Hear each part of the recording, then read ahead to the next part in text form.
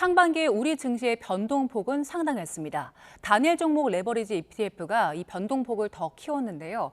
출시 한 달여 만에 우리 증시의 잠재적 위험 요인으로 부상하면서 금융당국의 고민도 커지고 있습니다. 관련해서 서은숙 상명대학교 경제금융학부 교수와 함께 짚어보겠습니다. 어서 오세요. 네, 안녕하세요. 네, 말씀드린 것처럼 우리 증시 상반기 변동폭이 상당했습니다. 네. 일단 여러 지표들이 얼마나 변동폭이 컸는지 알려주고 있는데 얼마나 변동폭이 꼭 컸고 또 그 이유는 뭐였습니까? 이게 이제 일단은 변동폭을 보는 지표가 대표적으로 이제 우리 코스피 시장에서 이제 V 코스피라고 하는 게 있고요. 이게 이제 코스피 200 옵션 가격에 반영된 향후 뭐 한 30일에 대한 기대 변동성을 연율로 바꾼 거거든요. 좀 어렵긴 한데 쉽게 얘기하면은, 그러니까 예를 들어 V 코스피가 80이다 이렇게 되면 80%가 빠지거나 올라가거나 그런 뜻이 아니고요. 시장이 향후의 30일 변동성을 연율로 80% 수준 정도로 가격에 반영한다라는 뜻이에요. 그러니까 이제 수치로 조금 비교를 해서 설명을 드리자면은 이제 공식적인 어떤 뭐 점수화된 지표가 있는 건 아니고요. 과거랑 비교를 해보면은, 그러니까 이론적으로는 일단은 이제 0보다는 무조건 클 수 있고 100이 넘어갈 수도 있어요. 근데 한 10에서 20 정도면은 좀 안정적인 시장이라고 볼 수가 있고 비교적 안정적인 시장이다라고 평가를 하고요. 30 이상이면 시장이 굉장히 불안한 시장이다라고 봅니다. 60 이상만 되어도 약간 공포감을 느끼는 시장이다라고 할 수가 있거든요. 그러니까 실제로 공식 발표된 데이터가 2009년 4월부터 공식적으로 발표가 됐어요. 그 이전까지 기간 동안을 한번 V 코스피를 계산한 게 있는데 2008년 금융위기 때가 장중에 103.05까지 올라간 적이 있어요. 근데 이제 장 마감에는 조금 더 낮게 떨어졌는데, 그러니까 공식 발표가 있었던 2009년 4월 이후에 가장 높았던 지수는 2026년 6월 그때 29일 장중 97.99까지 올라갔어요. 그러니까 종가 기준으로 보면 96.94를 보였거든요. 역대 최고인 거죠. 얼마 안 된 거잖아요. 네네, 가장 최근에 6월 말에 있었던 그 변동성이 굉장히 큰 시기 때 일어났고요. 네, 그다음에 이제 두 번째로 보는 게 우리가 VI라고 해서 이게 이제 변동성 완화 장치라는 게 있어요. 이게 어떤 거냐면은 개별 종목, 이거는 이제 시장 전체가 아니고 개별 종목이 직전 체결가 대비해서 10% 플러스 마이너스가 된다, 급등락하는 거잖아요. 그렇게 되면은 2분간 시장을 정지시키고 그러니까 실시간으로 체결이 되잖아요. 그걸 일단 주문을 쫙 받아요. 사이드카랑 비슷한 거예요? 사이드카랑 비슷한 건데 그거를 그냥 10% 개인 종목이 플러스 마이너스 10% 정도 할 때 변동성 완화 장치, 그렇죠. 그래서 주문을 쫙 받아서 이걸 단일가로 체결을 해요.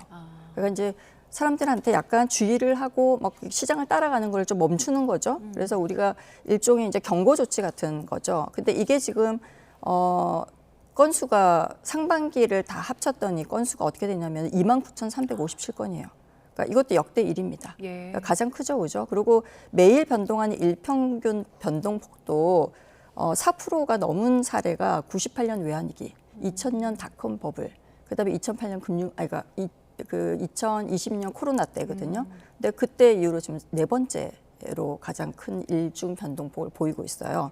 원인은 가장 큰 게 아무래도 반도체, 우리 그 슈퍼사이클이 가장 큰 원인이고요. 그다음에 삼성전자하고 SK 하이닉스 비중이 작년 연말 기준으로 봤을 때랑 비교해서 지금 55점 거의 3%로 폭증했어요. 그러니까 시장의 반 이상이 시가총액의 반 이상이 하이닉스하고 삼성전자로 이루어졌다는 거죠. 그리고 이제 가장 큰 이슈 중에 하나가 이제 단일 종목, ETF 이거 리밸런싱하는 과정에서 압력이 더 커지면서 변동성이 굉장히 커졌다, 이렇게 우리가 보통 원인으로 파악을 하고 있습니다. 복합적인 요인들이 영향을 미친 건데 지금 한국은행에서도 방금 말씀하신 그 단일 종목 레버리지 ETF 상당히 위험하다, 이거 변동폭 더 키울 수 있다라고 경고를 했는데 근데 불과 한 열흘 전쯤에 냈던 보고서 보면 이거 ETF 나오면 국내 우량주에 대한 고위험, 고수익 수요 흡수할 것이다 라고 기대를 좀 내비쳤었는데 왜 이렇게 기대와 좀 내용이 달라진 겁니까? 이게 이제 한국은행이 준 경고는 굉장히 우리가 예의주시해서 들어야 되는 내용 중에 하나인데요. 그러니까 단일 종목 레버리지 ETF가 어떤 거냐면은, 그러니까 삼성전자나 SK 하이닉스 같은 특정 주식 하나의 하루 움직임의 2배를 따라가는 ETF예요. ETF가 원래 뭐예요? 약간 이게 이제 상장되어 있는 거지만 펀드의 역할을 하는 좀 거거든요. 안정적으로 투자하고 그렇죠. 싶어서 하는 위험의 거잖아요. 변동성이나 이런 거를 좀 줄이면서 이렇게 시장을 쫓아가는 그러한 형태를 하도록 만든 게 이제 ETF인데 이거를 이제 단일 종목의 레버리지 ETF를 만들다 보니까 그러니까 주가가 오를 때는 수익이 더 커질 수 있지만 주가가 떨어지게 되면 손실도 2배 가까이 커지는 예. 그러한 그런 말이에요. 이게 문제가 뭐냐면 투자자 개인의 손익에 그치지가 않고 이제 거래가 몰리면 운용사 입장에서는 장 마감 무렵에 이 기초 주식을 사거나 팔면서 포지션을 리밸런싱을 해야 예. 돼요. 그러니까 다시 얘기하면은 주식이 막 오르잖아요. 오르게 되면은 이제 더 기초 자산을 더 이 ETF는 팔고 그 다음에 기초 자산은 더 사고 그 다음에 떨어질 때는 기초 자산을 팔면서 이제 리밸런싱을 하다 보니까 기초 자산 가격이 오를 때는 훨씬 더 많이 오르고 떨어질 때는 훨씬 더 많이 떨어지는 그러한 상황이 벌어지는 거죠. 그러니까 변동성을 굉장히 키우는 거기에다가 더 큰 문제는 뭐냐면은 신용융자죠. 그래서 빚을 내서 투자하는 사람들이 지금같이 이제 늘어나면 문제가 변동성을 훨씬 더 키우는 그런 예. 상황이 되는 거겠죠. 그리고 미국 같은 경우에는 이렇게 단일 종목 레버리지 ETF를 개인이 투자를 잘 안 해요. 대부분 기관이 하는데 우리만 지금 60% 이상 정도가 개인이 지금 하고 있다는 게 굉장히 문제가 되고 있는 것 같아요. 예. 결국에는 일단 실적이나 뭐 진짜 그 가치에 대해서 주목하지 않고 기계적으로 그걸 판단하고 매도를 하면서 뭐 매수 매도를 하면서 이런 이런 것들이 커진다는 건데 네. 그러면서 그 단일 종목 레버리지 ETF 괴리율이 커지고 있다. 이 점에 대해서 주목하는 보도들도 네. 많이 나오더라고요. 네, 네. 일단 괴리율이라는 게 뭐고 이게 왜 커지는 겁니까? 그러니까 ETF의 괴리율은 ETF의 실제 가치가 있어요. 이제 가치가 시장에서 거래되는 가격이 있는데 뭐 쉽게 얘기하면 예를 들면 이런 거예요. ETF 안에 들어있는 주식들을 계산해 보니까 실제 가치는 10,000원이에요. 예. 근데 이제 시장에서 12,000원에 이 ETF가 거래가 되고 있는 거죠. 그래서 실제 가치보다 비싸게 이제 거래되는 상황이 벌어지는 거죠. 물론 떨어질 때도 마찬가지고요. 이게 이제 우리가 일반적으로 괴리율이라고 얘기를 하는 거죠. 그래서 정상 작동을 보면은 이게 작동 과정에서 이제 문제가 생겼는데요. 예. 그래서 시장가가 우리가 ETF의 이제 가치를 우리가 NAV라고 표시를 하는데 이게 시장가가 가치값보다 너무 높으면은 LP라고 해서 유동성 공급자가 있어요. 이제 이 유동성 공급자가 ETF를 팔고 기초 자산을 사가지고 아까 차익을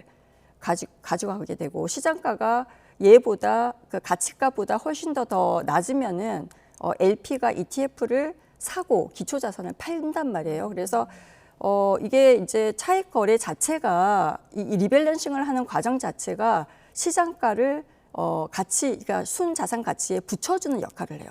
괴리가 많이 생기지 않도록. 예. 그러니까 괴리율이 정상적으로 작동을 하게 되면은 플러스 마이너스 1% 이내에 들어오는 게 맞거든요.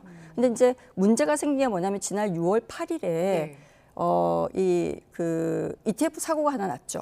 이게 뭐냐면은 SK 하이닉스 주가가 7.8% 정도 하락했단 말이에요. 이날 7.68%가 하락을 했어요. 네. 그러면은 2배 레버리지 ETF는 어떻게 돼야지 정상적으로 되냐면은 15% 예. 정도 하락해야 되는데 이날 ETF가 오히려 49.7%가 올랐어요. 거의 50% 급등한 네, 거예요. 그러면서 이제 괴리율이 85.6%까지 벌어지는 우리가 사고라고 이제 표현을 하는 거죠. 예. 그래서 말이 안 되는 상황이 이제 발생을 한 거죠, 그죠?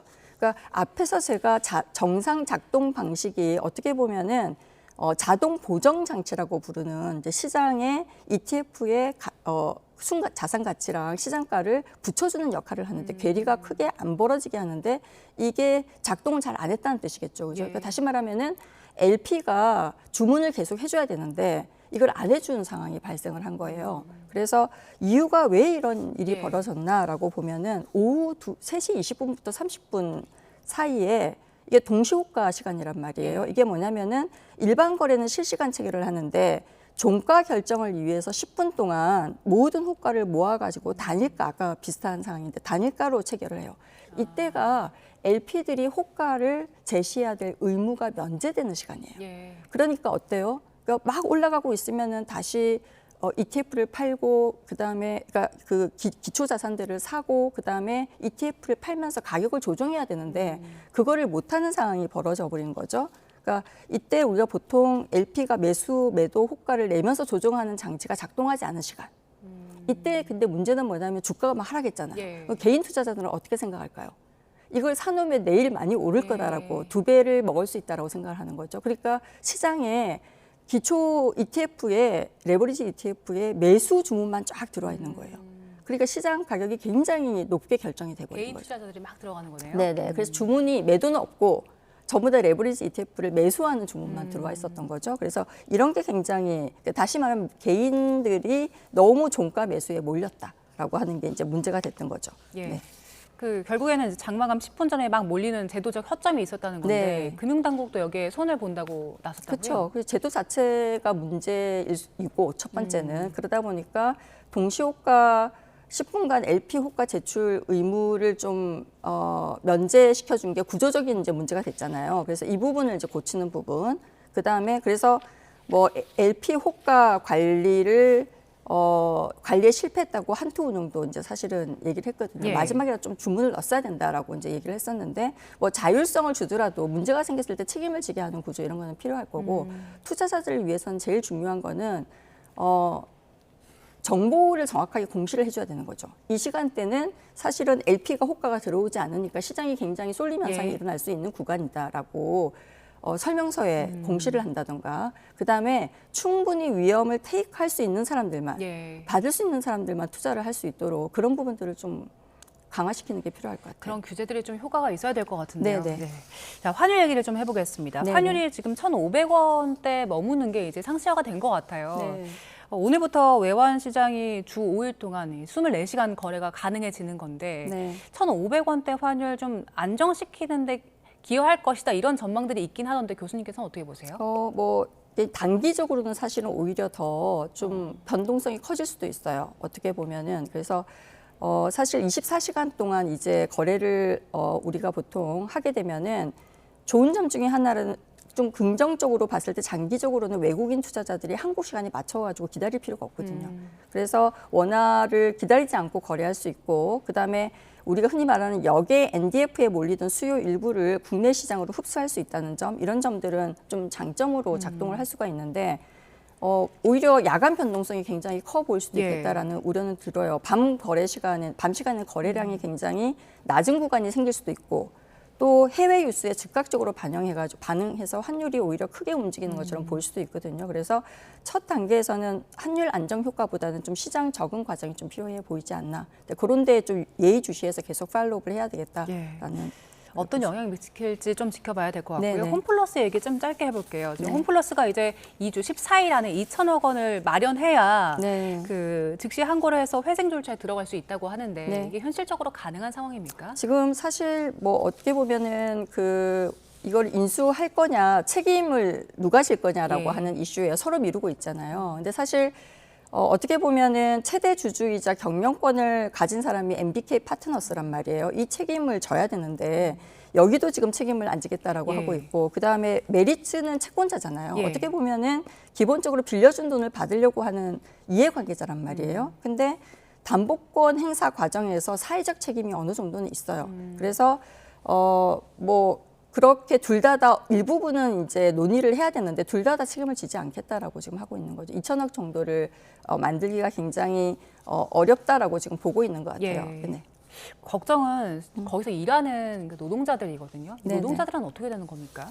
이게 이제 뭐 예를 들면은 일단은 오프라인 대형마트 자체가 사양 산업이잖아요. 예. 그리고 알짜 점포는 이미 다 매각이 됐어요. 문제는. 그리고 인건비랑 임차료 부담도 굉장히 큰 상태고 그래서 경쟁 업체들도 이거를 인수하려고 하고 있지 않을 가능성이 굉장히 높아요. 그래서 사실은 이거 어떻게 보면은 우리 흔히 말하는 개인의 도덕성 문제가 아니고 LBO 방식, 다시 말하면은 MBK 파트너스가 이거 인수할 때 2015년도에 본인들 인수 가격이 7조 2천억 정도 됐거든요. 근데 한 3조 정도 말고 4조 정도는 돈을 빌려가지고 인수했단 말이에요. 예. 그러니까 빌린 돈의 이자부터 시작해서 이걸 전부 다 홈플러스에다 다 전가시킨 거죠. 그래서 사실 LBO 방식이라고 하거든요. 이런 방식의 사모펀드 인수의 좀 구조적인 문제로 드러난 거고 이게 미국의 장난감 유통업체인 토이저러스 이런 식으로 해서 망했어요. 그래서 위험은 전부 다 방금 얘기한 것처럼 회사, 직원, 협력업체한테 예. 다 떠넘기고 있고 그다음에 금융회사들도 이익은 지금까지 다 봤거든요. 근데 사모펀드도 그렇고 사모펀드랑 금융회사가 이익만 보고 책임을 지지 않는 거를 우리가 일반적으로 약탈적 사모펀드라고 얘기해요. 이런 거에 대한 거는 좀 법적으로 다시 재검토를 해야 될 필요가 있고 정부도 이게 개별 기업의 구조라고 보지 말고 앞으로는 이제 사양 산업들이 굉장히 다양하게 나올 거잖아요. 그래서 산업 전환의 좀 사회 안정망 차원에서 이런 것들을 좀 검토를 해야 될 필요가 있다라고 말씀드리고 싶습니다. 앞으로도 또 비슷한 사례가 반복될 수 있기 때문에 지금 좀 대책을 마련해야 된다는 말씀 주셨고요. 자, 오늘 이야기는 여기까지 나눠보겠습니다. 지금까지 서은숙 상명대학교 경제금융학부 교수와 함께했습니다. 고맙습니다. 네, 감사합니다.